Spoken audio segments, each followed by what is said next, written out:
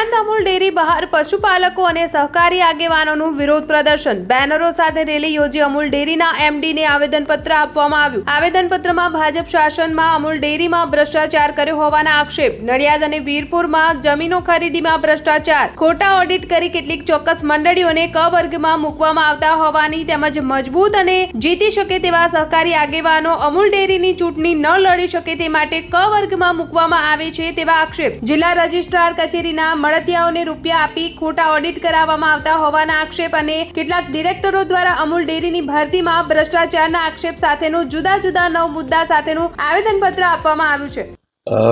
આજે બધા જે પશુપાલકો તરફથી એક આવેદન આપવામાં આવ્યું છે, જે એમને માનનીય કલેક્ટર શ્રી આણંદને લખ્યો છે અને એમને એક કોપી રવાના કરી છે આણંદ જિલ્લા રજિસ્ટ્રાર શ્રીને અને મેનેજિંગ ડાયરેક્ટર તરીકે એક કોપી મને હમણાં આપેલી છે।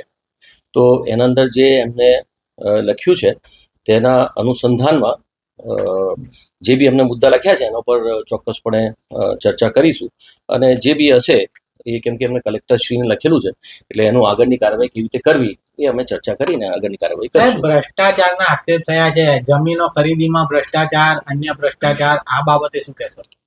જો કહેવામાં સિમ્પલ વસ્તુ છે, કોઈ બી કામ થતું હોય અમૂલ ડેરીમાં તો વિધાઉટ બોર્ડ એપ્રુવલ ના થાય અને બોર્ડના અંદર તમામની પરવાનગી હોય, સર્વસંમતિથી મંજૂર થયું હોય એ જ કામ કરાય અને એ નીતિ નિયમ અંદર જ હેતુ થતું હોય એટલે એ ચોક્કસપણે સિસ્ટમના અંદર રહીને જ અમૂલમાં જેટલા બી કામો સહકારિતા જે ગુજરાત કોઓપરેટિવ એક્ટ છે એક્ટના અનુસંધાનમાં જે રાઇટ્સ છે એના અનુસંધાનમાં થતું હોય છે।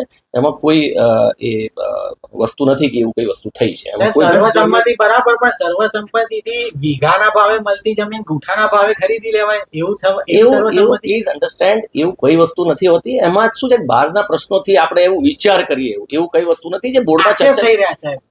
આક્ષેપ તો આમાં કેવું છે, આક્ષેપ તો કોઈના ઉપર બી થઈ શકતું હોય, પણ એ જે છે જ્યારે કાગળ લખ્યો છે એના પર ચોક્કસપણે તપાસે જોઈ શકાય, એમાં કોઈ પ્રશ્ન નથી, કોઈ પ્રોબ્લેમ નથી। ચોક્કસ મંડળીઓના ક વર્ગમાં મૂકવાનું ષડયંત્ર થઈ રહ્યું છે તેવા આક્ષેપો થઈ રહ્યા છે। એ જો એક વસ્તુ સમજવાનું કે એનું ઓડિટ જિલ્લા રજિસ્ટ્રાર દ્વારા કરવામાં આવે છે, એના અમૂલ ડેરી દ્વારા કરવામાં આવતું નથી। એટલે જે બી પ્રશ્ન છે એ આપણે એમને કલેક્ટર સાહેબને જે લખ્યું છે એના અનુસંધાનમાં જે આગળની કાર્યવાહી ત્યાં પ્રમાણે થશે। ઓડિટમાં ગેરરીતિ થઈ છે કે કમો મૂકી દેવામાં આવે છે, સક્ષમ ઉમેદવારો છે લડી ના શકે પણ વોટ આપી શકે, એ બાબતે આપનું શું કહેવું? મેં તમને કીધું કે એ અમારા ત્યાંથી નથી થતું, એ અમારું જે સુપરવિઝન થાય છે ફક્ત અંદર મંડળીઓનું બેસિક જે ઓપરેશન્સ બરાબર ચાલે છે કે નથી, પણ આ બધું જે એની યાદી બને છે ડકની એ બધી જે યાદી ત્યાંથી આવે છે એ સરકારના નીતિ નિયમ હેઠળ થાય છે। એમાં કોઈ એ જે ઓડિટ કરે છે એમના પ્રમાણે થાય છે। સાહેબ, અમૂલમાંથી ઘી ચોરીની ઘટના પર પશુપાલકો બોલી રહ્યા છે, તો એ બાબતે એમાં ઘીના અંદર એક પ્રકરણ બન્યો તો ચોક્કસપણે અમે બોર્ડમાં ચર્ચા કરી અને કેમેરામાંથી અમે જ પકડ્યું છે,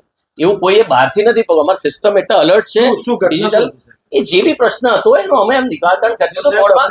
પણ એક વસ્તુ તમે સમજો કે એ અમારું ઇન્ટરનલ મેટર છે, અમે ચોક્કસપણે એના પર સાહેબ ચોરી અમે પકડી છે સિસ્ટમમાં જઈને અંદર।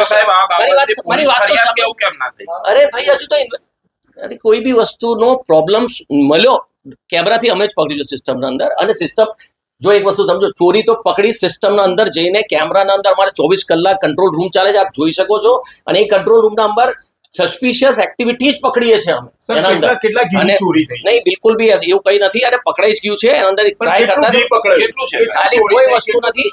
તમે જ કહો છો કે ચોરી થઈ છે, અરે ચોરી થઈ નથી બતાવતા। અરે 10 કિલો ઘી એમને લેવાની કોશિશ કરી હતી, એ અમે કેમેરામાં પકડી લીધું છે અને એમાં કોઈ નથી।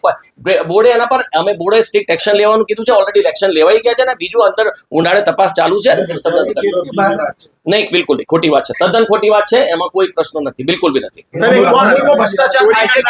બિલકુલ નહીં થતું। તો જ આજે વિશ્વના અંદર હાઈએસ્ટ પ્રાઇસ અગર કોઈ સંસ્થા આપતી, વિશ્વમાં કહું છું, વિશ્વમાં હાઈએસ્ટ પ્રાઇસ આપતી સંસ્થા અમૂલ ડેરી છે। ડિજિટલ ટેકનોલોજીમાં અમૂલ ડેરી છે, સોર્ટેડ સેક્સીમેન્ટમાં અમૂલ ડેરી છે, એમ્બ્રિયો ટ્રાન્સપ્લાન્ટમાં અમૂલ ડેરી છે, ડિજિટલ બેલ્ટમાં અમૂલ ડેરી છે, હોમિયોપેથી મેડિસિનમાં અમૂલ ડેરી છે, TMR ના અંદર અમૂલ ડેરી છે, સૌથી વધારે જે પ્લાન્ટ બન્યા છે ટેકનોલોજીકલ પ્લાન્ટ બનાવ્યા છે, પૂનાના પ્લાન્ટ બન્યું છે, ચિત્તૂરમાં પ્લાન્ટ બન્યું છે, આપણે ટેકનોલોજી એડવાન્સ પ્લાન્ટ બનાવ્યા છે અને તાત્કાલિક ચિત્તૂરની કેપેસિટી બી આપણે પૂરી કેપેસિટી યુટિલાઇઝેશન સુધી પહોંચી ગયા છે. એટલે કહેવાનો અર્થ છે કે જે પ્રમાણે ગ્રોથ થઈ રહ્યું છે 2000 ને આપણે 18 ની વાત કરીએ તો 18 ના અંદર આપણું 6250 કરોડ ટર્નઓવર હતું. આ વર્ષે અમે લગભગ 14000 ઉપર ગયું. આ વર્ષે એટલે 25-26માં 15200 કરોડ ઉપરનું ટર્નઓવર અમૂલ ડેરીનું થશે. તો સંસ્થા જ્યારે ગ્રોથ એ પશુપાલકને હાઈએસ્ટ ભાવ આપણે સિસ્ટમના અંદર આપ્યા છે. આ બધી ફેસિલિટીઝ આપણે જે ક્રિએટ કરી છે સભાસદોના હિતમાં કરી છે અને આના લીધે જ આપણે આટલું બધું સારું આપી શક્યા છે. સાહેબ આ લોકો જે બધા બહાર આવ્યા છે ખોટા છે બધા સાહેબ અમિત શાહ આવી રહ્યા છે. આવનારા દિવસોમાં તડામાર તૈયારીઓ થઈ રહી છે અને એની વચ્ચે આંદોલન તમે કઈ રીતના જુઓ છો? જો એક વસ્તુ સમજો, અમિત શાહ સાહેબનો કાર્યક્રમ સહકારિતા કાર્યક્રમ NDDB અને ફેડરેશન થઈને કરી રહી છે. અમૂલ ડેરીના પ્રાંગણમાં થઈ રહેવાનું છે આ કાર્યક્રમ અને આ વસ્તુ આજે આપણા ધ્યાન પર એમને આપી છે તો એના પર ચોક્કસપણે કલેક્ટરને જે કાગળ લખ્યો છે આ એમને કલેક્ટરને જ કાગળ લખેલો છે. એટલે કલેક્ટરનો જે કાગળ લખ્યો છે કોપી અમને માર્ક કરી છે. ચોક્કસપણે એના પર આગળની કાર્યવાહી.